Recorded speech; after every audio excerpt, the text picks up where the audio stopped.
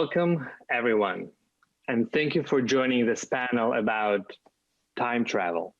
We begin at the 1997 MTV Music Video Awards, and the video of the year goes to Jamiroquai for his hit song, Virtual Insanity. It claims that future will be made of, well, virtual insanity. Fast forward to 2020. We work online, socialize online, shop online. Online is the new normal. We have discovered that there is a method to the madness in virtual reality. Even the Oxford Dictionary chose Zoom bombing as the word of the year. Given the global health event now, more than ever, people could really do with an escape from reality. Ladies and gentlemen, I suggest 2020 is humanity's first virtual year. Fashion has always been at the vanguard of social change, and now is no exception. Within a short time, virtual fashion went from a wild card idea to a booming segment of the fashion tech industry. But what does it mean for your wardrobe? Every era has its visionaries and prophets. Our panelists today are the people who define what the future of fashion looks and feels like. From Los Angeles, I introduce Daria Shapovalova and Natalia Madyanova, our co-founders of DressX, the first digital multi-brand fashion retail platform. From Amsterdam, Amber J. Sluter, as the founder and creative director of the first digital fashion house, The Fabricant. From London, Jonathan Chippendale, the founder and CEO of Hallucian Agency, which helps brands engage virtual reality. He is on the digital advisory panel at the British Fashion Council. And also from London, Jennifer Drury and Dana Connell are founders of Brand Lab Fashion, which works on virtual showrooms and bespoke digital fashion experiences. Again, welcome everyone to Unlimited Art Virtual versus Real Clothes panel. With everybody's expertise, I think we can get a proper 360-degree look at our topic today. I will start with one question for each panelist before proceeding with an open discussion. We are familiar with ins and outs of traditional fashion industry. So first, I want to understand some differences between fashion as we know it and virtual fashion as it is developing now. So my first question is for Amber. How does designing digital garments differ from creating physical clothes? Wow, yeah, that's a very new, beautiful frontier. Because basically, you're able to do anything you like. You're no longer limited to physicality. So anything you can create, you can do that by putting in any type of fabric that you like. And for me as a fashion designer, I come from a traditional background. So I know what it's like to make real clothes and design real clothes. And I always felt like it was very slow and quite limiting because you create this garment and then you see what it looks like. And then afterwards, you cannot change it anymore. It's stuck. While in digital, it remains an iteration. So you can constantly keep on changing things. You can change the prints, change the fabrics, change the drape, change the fit. Anything is at your disposal. So to me, as a fashion designer, it was a huge liberation to actually start working in digital. Yeah. Fantastic. And we're going to come back to this key differences between the physical and the virtual world. So my next question is for Brand Lab. How is the showroom experience different for virtual customers? Yeah, that's a good question. I think we're all astonished at the kind of sudden cultural shift towards digital, and it's been a long time coming for, I'm sure, a lot of us on the panel. I think what we do in Brand Lab is not necessarily design the products in digital, but design the environments that the products can be purchased in and transacted. And we found it an incredibly enlightening year in terms of what we thought would perhaps take 3 to 5 years is happening now.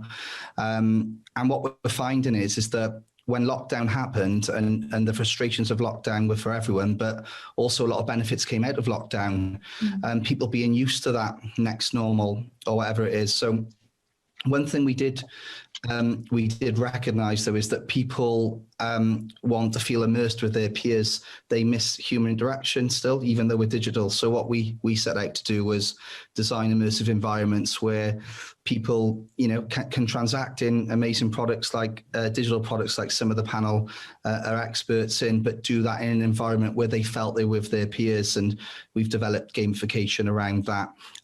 It's been incredibly positive because I think people are resilient, and the type of thing we do is to connect people in environments to make them feel they're with their peers.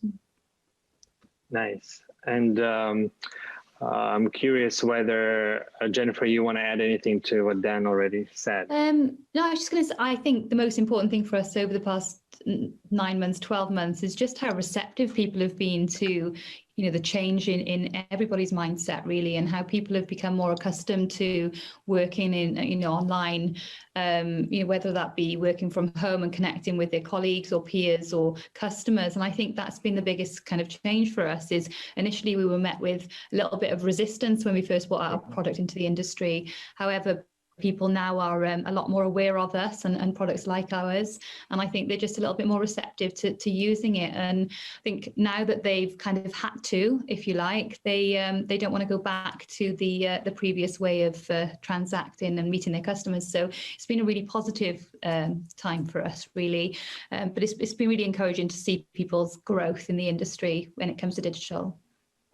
Fantastic. And that brings me to the next segment, which is for Jonathan to answer. How is the marketing and PR different in virtual fashion? Well, I think in some ways it picks up a little bit on what Brand Lab was saying. I mean, one of the things, we've all spoken about how sluggish, or we all know how sluggish brands can be when it comes to embracing digital. And in fact, one of the messages of COVID has been the acceleration that's gone in, and the acceleration is great to see, but the acceleration is based on the fact that growth in digital for the last 10 to 12 years has been somewhat limited. I mean, when we started 12 years ago, one of the very first conversations I ever had was with a very, very, very well-known name in the fashion industry who is now head of a very, very large group of companies. And he remembered him telling me, Jonathan, this is all very interesting, but until somebody can prove to me that the internet will still be here in 3 years, my brand's not going to go off and do anything mad and crazy in digital. So the bar was all set quite low. Where we are now, I think, under the conditions of the pandemic are, and I'm thinking about virtual space, because we've done as a creative technology, we work across a very, very wide range of technologies, and we've been asked to do some virtual space type of work. I think it's been interesting how brands, traditional luxury and fashion and beauty brands, the kind of brands that Halition works with typically, the expression of everything that brand holds dear is being demonstrated through the store, through the bricks and mortar, through the look of the window, through the smell, through the carpet, through the way that salespeople address you, to the look of the product and the way it's merchandised. Everything revolves around that store. So I think it was a little bit ironic, perhaps, but perhaps not entirely easily understandable that when brands didn't have those stores, or consumers couldn't access those stores, they naturally looked at, can we recreate that experience online? And can we put that into a digital space? And I think what we found is there's an opportunity there. Yes, exactly. But I think there's also an opportunity to understand why human beings, from an anthropological point of view, shop and go into physical spaces, and why people shop online. And I think if we're going to do something physical in a digital space, we almost need to bolt together the best of both worlds. And the physical space, exactly as Brand Lab is saying, is a social space. It's an opportunity to explore and discover. Product is not presented to you by algorithms or AI. You have to go and seek it out and find it. And there's a joy, a kind of childlike joy in discovery.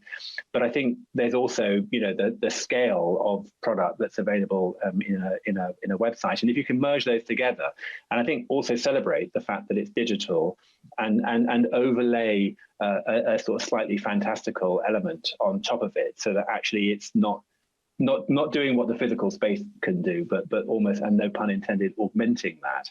I think there's some very interesting opportunities. And I'm very personally, as an analog luxury marketing director, that's my background, I'm very reassured that brands are still thinking about what they look like in the physical space, even if that physical space exists online now. And of course, we have somebody on the panel, and I'm talking about Daria and Natalia from Dress X, that can tell us a little bit about the process differences for retail and distribution for virtual brands. Can you share some of your insights? Natalia, go ahead. Sure, yeah. So first of all, of course, digital fashion is more healthy for the planet from the distribution point of view as well. Of course, from the production, of course, from the consumption, but from the distribution point as well. So here we have an opportunity, first of all, to deliver the product fast and without any emissions, without any problems with a lost parcel or late delivery. Here we have an opportunity also to be more inclusive, because digital fashion is actually for everyone, and like literally for everyone. There is no limitation in terms of the like shape of the body, no limitations in terms of the age, etc. The only limitation, you need to have an internet and you need to be connected. And that is something that is like growing, and globally we are all more connected, and digital fashion is another language to speak, same as the fashion being a visual language. For us to communicate messages and ideas. Here we have an opportunity to communicate that as well in a digital space where we are actually connecting, like right now. And that's very amazing about digital fashion. And I will just quickly add that it's such a revelation for all the customers to be able to wear anything they ever wanted to wear, but didn't have an opportunity or an occasion, because it can be a couture dress, it can be something very fantastic. And we start from the notion that all of us became the avatars of ourselves on social media, let it be Instagram or Facebook, LinkedIn, any of those, because we're kind of a little bit different than in the real life. And that's amazing. We just want to support this creativity of people, and we all become creatives on social media, and it will only continue growing as we started our discussion with the lockdowns and the new state of things. And some of the habits, they will stay, those habits that we kind of learned, and we just started to do everything during the lockdown. Some of those habits will remain with us for a long time. I have a gut feeling that some of the most prophetic words are being spoken today on this panel. Amber, I'm curious. I can see how working with digital clothes can help unlock their imagination, but should all designers learn how to create digital clothes, and why? I think it's a valuable part for the future. I mean, I think all of us, right now we're on a video call, and we are being filmed as a person. But I think in the future, it's going to be different. Like, we will have virtual representations of ourselves. And, this can be in the form of an avatar, or maybe even in the form of actually wearing digital clothes later on your body, whether you can see that with a lens or with glasses or anything like that. I think it is essential for the future of fashion, to actually understand these technologies and to see what it can mean. Because the thing is, as a designer right now, if you're still investing in physicality, I mean, it's going to disappear. And I really hope personally that it will be less physical clothes and more digital clothes. And with that digital product, we're actually able to express ourselves within any sort of minutes differently of how we feel, because right now we're stuck with one look, right? It's like if you cut off your hair, in reality, it's cut. You can't go back. And I think in the virtual space, you're able to explore your identity. You're able to create all of these different expressions of yourself and change that within a minute. So I think that for designers, it's essential to step into this world, because it is liberating the identity, and it's actually also creating a closer connection to emotion and how we feel as humans. And it can actually become more of a language that we want to speak to each other, more so than it is right now. So I would say to every single fashion designer that graduates right now, it's like, invest, because a lot of companies are investing in it. So a lot of big fashion brands are looking into it right now. A lot of names are using it.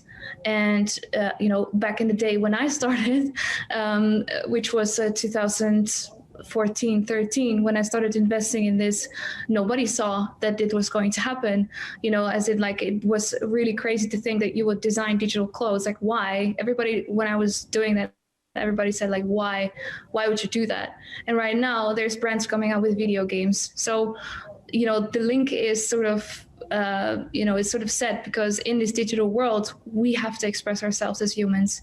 And how will we do that is the question. And I think every single fashion designer can bring a different flavor to what that is supposed to be. And I would love to see that. Thank you, Amber. Fantastic points. I had a chance to read the latest report from McKinsey & Company that said that e-commerce adoption jumped a decade worth of value in the first 3 months of the pandemic. They called it the quickening. Unsurprisingly, the virus outbreak has been good for VR makers. IDC, a company that compiles data about the industry, said it expected sales of standalone VR headsets to grow about 30% in 2020. And some industry insiders told me that sales and use of VR apps had grown since lockdown began. So this is a question for Brand Lab's directors. Do you see a quickening in fashion, and how does it manifest itself? Yeah, definitely. I think the reason perhaps all of us here on the panel are in business in digital fashion is because perhaps we recognise that there's an inevitability to progress to the stage where it's used more and more. And I just think what's happened with COVID and the pandemic is that it's just quickened that inevitability, really. But I think the key thing is, and especially something picked up on something that Amber said about the expression, how you can change things. I think that's really important, because if you think what we do in creating virtual environments and virtual stores and showrooms and things, there is no limitation to square feet or size or where you're going to have a showroom. You can have a showroom in outer space. You can promote your swimwear brand on a beach or golf brand on a golf course. And I think the key thing is, though, the renders, the digital science, everything is getting better and better and better. So I don't just think it's about e-commerce. I think it's about the whole fashion supply chain, from manufacturing and design all the way through to sales, and then e-commerce and after-sales service can be digitized. And I just think it's perhaps an unstoppable movement now that COVID has accelerated. What do you think, Jen? Good. Yeah, no, I was just going to say, yeah, I do agree. And I think what we've seen, again, what we've seen over the last 12 months or 9 months specifically, has just been, how you talk about how it's quickened. And I think we saw ourselves in this position in maybe 5 years' time, where we had so many people on board, and we had so many similar organizations around us. But it's really encouraging to see that we have our place in the market, but there are so many aligned businesses that we can work with now going forward. And I think it is an end-to-end process now in digital, in fashion. And I think from a sustainability point of view, it's really important that we continue the same way that we have over the last few months. And it's it really is kind of growing as an industry now, and people are a lot more receptive to it. So I think it's a really exciting time for us in our business when we look at the opportunity of working with other people and kind of growing as a whole from an end-to-end perspective, from a customer perspective. I love the shared optimism that's on display here today. And that brings me to a question for Daria. What happened to fashion tech? Has the industry skipped right over into virtuality? I think for me, fashion tech, it's all about like how fashion is becoming more technological, but definitely like virtual aspect is becoming more and more important. But that's all the transformation of the fashion industry, right? Let's call it fashion tech or the new era of fashion. We all knew that fashion industry was not a disrupted industry, like it was kind of old and not disrupted for such a long time. So we waited for the event like that, for the event like pandemic to change the landscape. And obviously you was mentioning this report by Business of Fashion and McKinsey. And every year they were kind of delving into the topic of online and how it's changing fashion and tech in general. So I believe, like as I always said, and we've discussed that when we both lived in San Francisco, that technologies will definitely change fashion the way it will never be the same again. As we used to work in that industry, it will be completely different. So now I definitely agree with Amber that all designers should start with becoming digital fashion designers. It's way easier, it's way cheaper. Everyone who wants to do a showroom, they need to start with like a virtual showroom, virtual experience. As so many brands, and they start to produce products, why don't just produce images and post them online on Instagram? So I think like we should just perceive everything that is happening right now and with the fashion industry different, and try to find ourselves either in tech or in virtual or somewhere, but not in the old fashioned scheme. And it's true, because there's this saying in the industry, in the fashion industry, that there's very little new that is today. And I think virtual reality is this new frontier that's giving a special energy to the fashion industry. But VR is a new space, and there are a lot of people that will have access to this fashion experience. You know, as a fashion editor who writes for Forbes and L'Officiel, I now finally be able to see looks and angles that are not familiar in real life, thanks to virtual reality. But let's really talk business. And it seems that there is an emerging triangular business model involving a fashion designer, a production company, and a digital showroom. Of course, this model varies case by case, but I'm curious, Jonathan, 2020 is being dubbed as VR's big moment, but why is it still so niche? Well, first of all, I'd probably say that we don't do VR, but we do AR, and we've been doing AR as one of the very many technologies that we've been working with for a long, long time. Jonathan is a big fan of VR, but Halishan, as an agency, is not necessarily a big fan of VR, yet only because I think, and this is a personal view, I think some of the technology is held back by the hardware. So the notion of a virtual space I find beguiling and interesting and stimulating, and an amazing canvas to draw fantastic environments and create beautiful experiences. But I find it disingenuous to interact with that by putting on a heavy rubber sort of thing. So we do work. We do a lot of work in AR. I think. I mean, I'm very interested in what Daria was saying about fashion tech and the question you asked there, because one of the problems that we've seen over the years is that actually the reality is that the fashion industry, up until COVID, up until 2020, has been a terrible industry for any entrepreneur to get into fashion tech. And the reason is that the fashion industry, by definition, is constantly reinventing itself. So the technology side of it has been what's hot, what's new, what can I use? So if we look at the catwalks, one year it's been about holography, another year it's been about wearables, one year it was about drones, then it was about AI, then it was about AR, then it was about VR. And it takes ages and ages to kind of fine tune and perfect the technology. But the next year, the technology is being thrown away because they want something new. And it's only now, I think, that some of these technologies are being seen as being scalable. And actually, the tipping point, we always said over the years, the tipping point is going to come when actually the projects are not being commissioned by the marketing directors who have marketing budgets, who are always looking for something new, but actually from the merchandising teams, because then you know that the merchandising teams are seeing a value in what you do, and the fact that the money to pay for your project or your technology is coming out of their margin. And if they can accept that margin, they know you're going to be selling more, and therefore it's a viable and sustainable project. And that's definitely happening this year. I mean, in the AR work that we're doing, augmented reality work that we've been doing, we're just seeing huge take up. And that's not just take up because of lockdown. It's the quickening you were talking about. It's the acceleration you were talking about. It's the fact that people are stuck at home and they're looking for some interesting changes in their lifestyle. They're looking at a bit of luxury. They're looking at trying to understand, who they are and what they are. And some of these technologies are now, very, very good. They've been around for a long, long time, and they've perfected.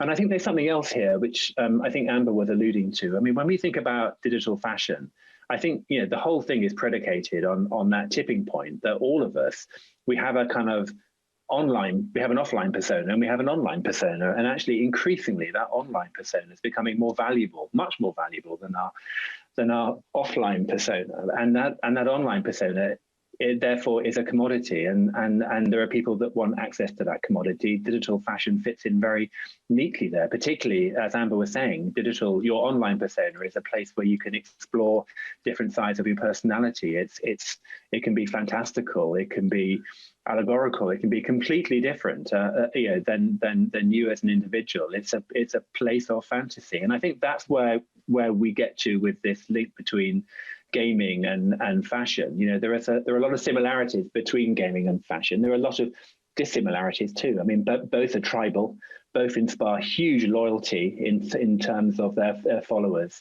But then they're not easy bedfellows either. I mean, gaming can be quite a dystopian place where you explore slightly darker areas of your life. And by the way, gaming is also about taking control and making your own decisions and moving through the world in your own place and calling your own shots, and brands are all about control. So I think the brands that are doing better in this space are the ones that are letting go a bit, and the ones that are recognizing that actually they don't necessarily have to control all of the narrative. And that notion of control versus freedom, flexibility versus rigidity, I think is, that's where the battle is.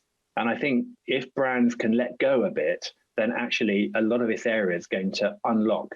If brands try and retain control, then I think it's going to retain quite a kind of niche look.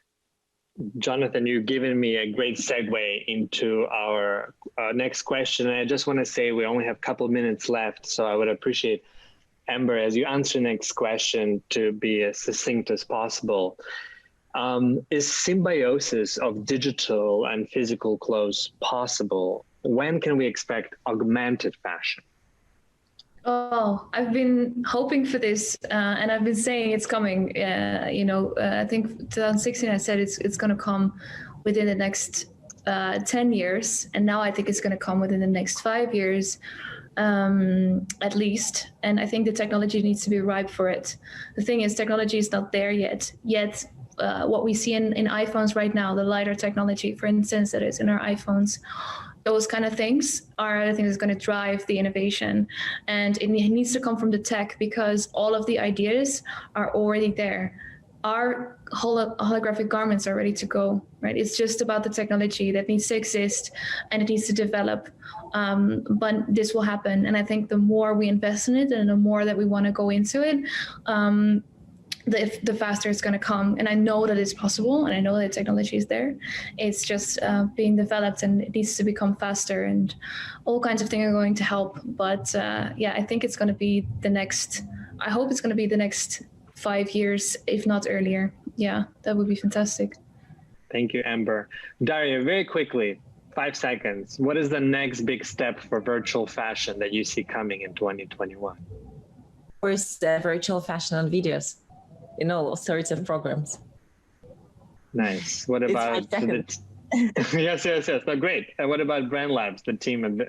Can you share, what do you see as the next big step for virtual fashion next year? Oh God, it's limitless, isn't it? Gamification, hologram technology, most definitely, and even ways of touching and feeling fabric in a remote way via sensors on gloves and things like that. It's just so exciting, the possibilities. Thank you, Dan. Jennifer, anything to add to that? Any of your own predictions?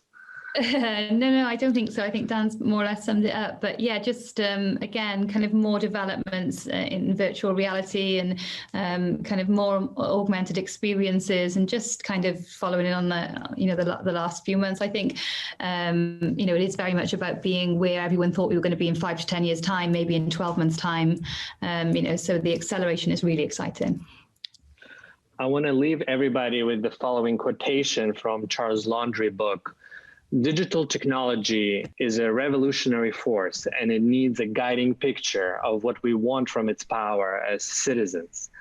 And this needs an ethical anchor to guide us with our policies and investment, which really should be about solving the global and local problems that really matter.